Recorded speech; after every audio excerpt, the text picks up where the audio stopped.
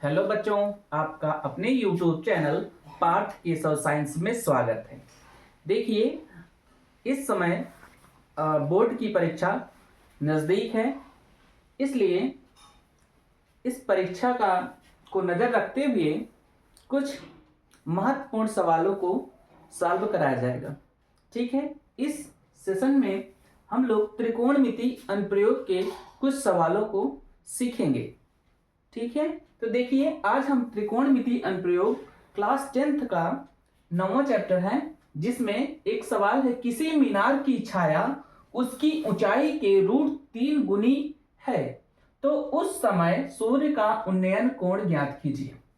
ठीक है, तो यहां से एक देखिए, किसी मीनार की छाया उसकी ऊंचाई की, यहां पर मान लीजिए एक मीनार है।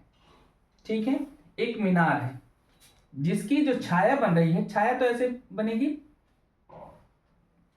मीनार की छाया कितनी है, √3 गुनी है। किसकी? किसी मीनार की छाया उसकी ऊंचाई, मान लेंगे कि ऊंचाई क्या है, h है।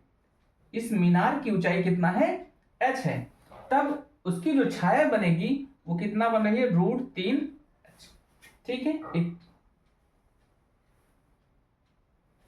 तो यहां से ये सूर्य है। ठीक है,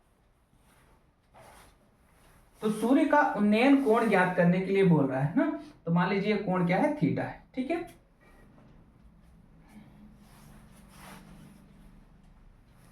सबसे पहले देखिए, त्रिकोणमिति में हम लोग पढ़ चुके हैं एक ट्रिक है ना, LAL/KKA।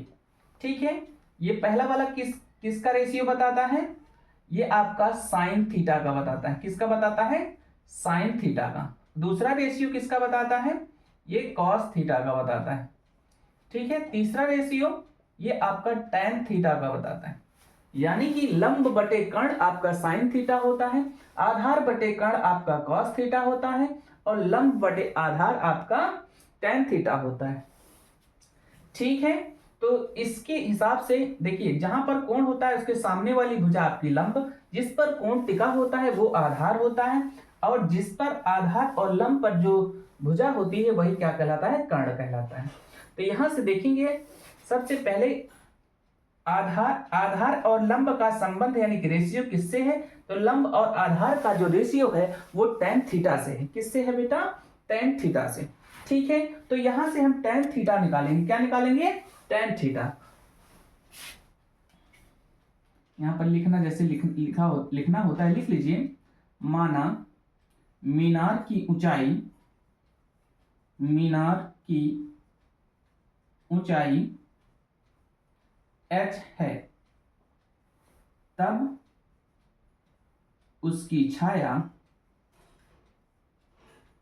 छाया कितना होगा, √3h होगी। ठीक है, प्रश्न के अनुसार ये है। अब इस त्रिभुज का नाम दे दीजिए ABC। तो यहां से आप लिखेंगे त्रिभुज ABC से, है ना,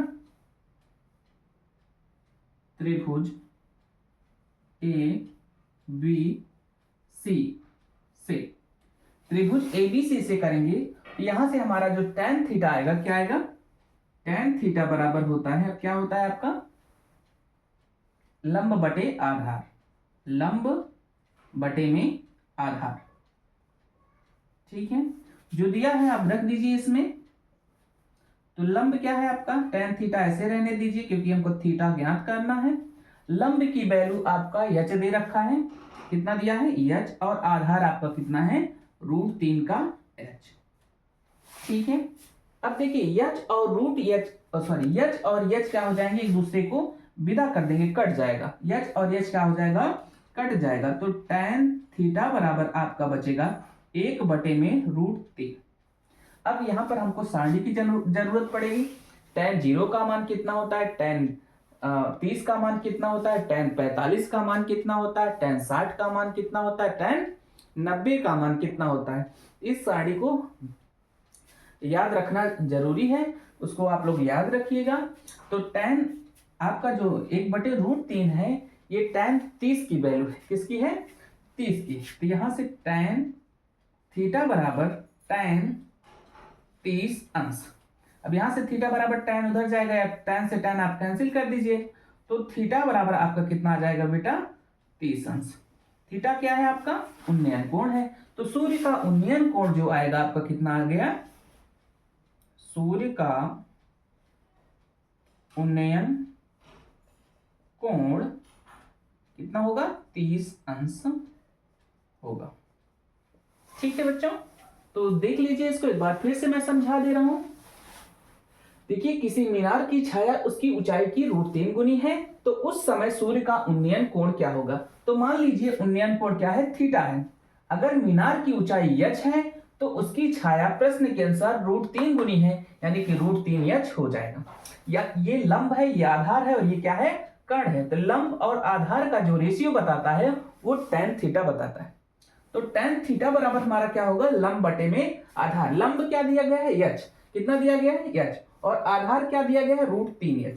तो h से h आपका कैंसिल हो गया, यानी कि tan थीटा बराबर 1/√3।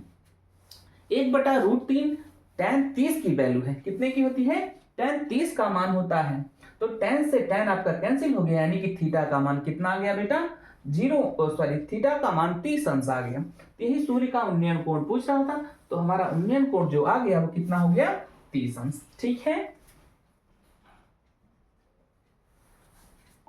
देखिए इसके बाद के जो सवाल है आपका, एक क्वेश्चन और करा ले रहे हैं। एक मीनार के आधार से 130 मीटर दूरी पर स्थित एक बिंदु से मीनार के शिखर का उन्नयन कोण 60 अंश है, तो मीनार की ऊंचाई ज्ञात कीजिए। देखिए मान लीजिए आपके पास एक मीनार है, ये मीनार है, मीनार से एक 130 मीटर की बिंदु पर, कितने 130 मीटर की, ये कितना है 130 मीटर की बिंदु है।